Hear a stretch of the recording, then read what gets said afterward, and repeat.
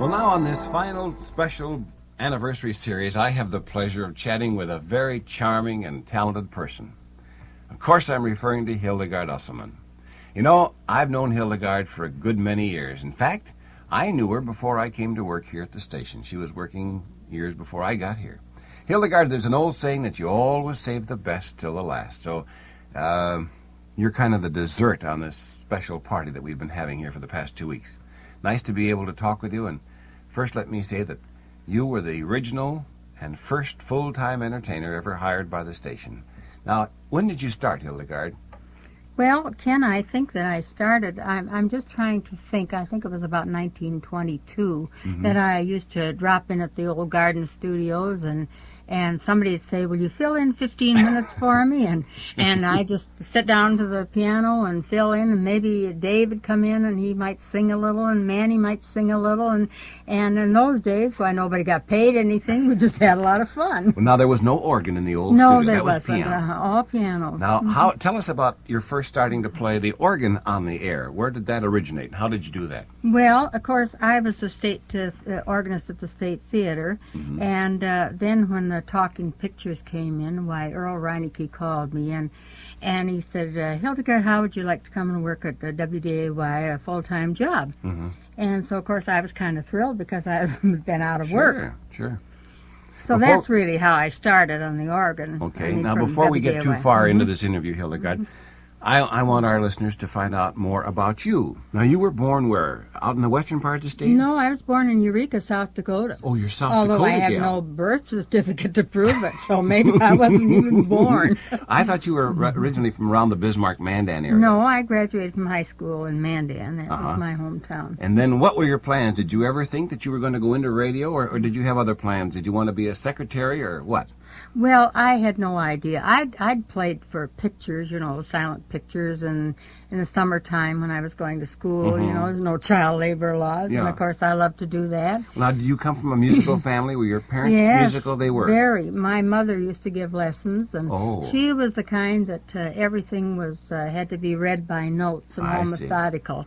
But my father was, everything was by ear, and he could play any musical instrument that he picked up. Is that right? In fact, one time I decided I wanted to play a mandolin, and he never even had a mandolin in his hand, but he sat down and played it.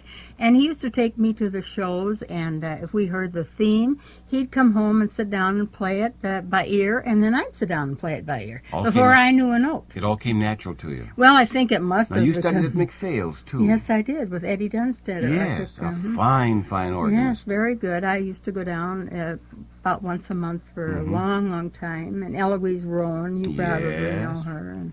Well, now, then after with the coming of the talking pictures, of course, then you used to cue the pictures prior to this. Oh, yes. But then with the coming of the talking pictures, then, of course, as you said, Mr. Reinecke offered you a job, and you became the first staff organist at the station. That's right. Well, isn't that interesting? 28 years. 28 years. I must have done something right. Well, Hildegarde, I think you've played on so many shows that I wouldn't be able to start to name all the various programs that you were on, like Supper Serenade, Organ Moods, and Memory Lane, and the Jack Lockhart, Mary Lou and the Texas Ranger, and, of course, Manny when you were at the Fargo Theatre, and Earl when you were at the State Theatre. And, of course, you played for Patsy Lou and at Herbst, and then you had a early morning program where you gave recipes and everything else, played the organ music there.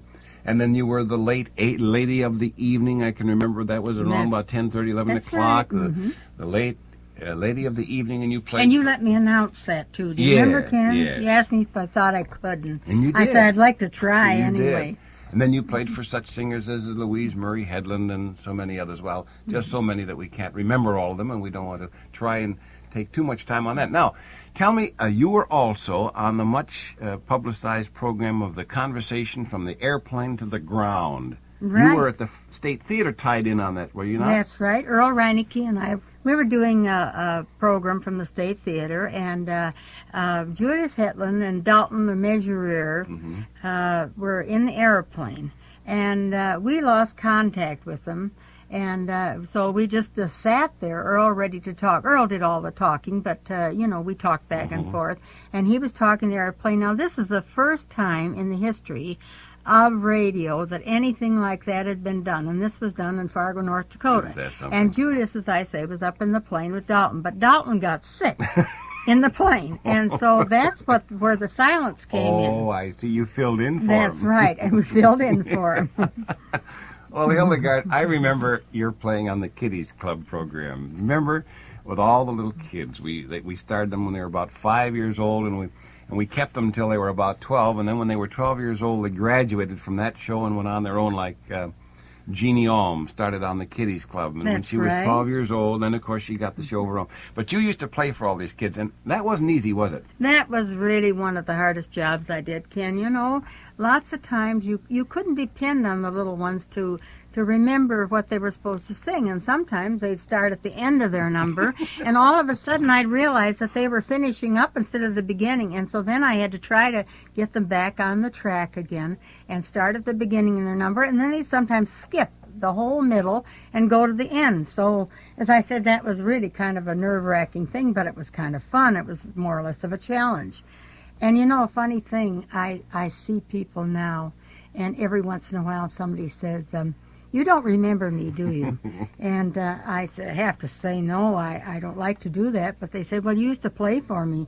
And I said, well, when? Well, on the Kiddies Club. But you see, they've grown up, and of course, naturally, I wouldn't recognize them. In fact, one of the things that hit me was that one of our minister's wives, Mrs. Archie Campbell, she mentioned this. She said, you used to play for me, and I couldn't remember that, of course. And she said, well, I'm Naomi Peterson. Oh, you remember her, Naomi don't you, Peterson, Ken? I should say.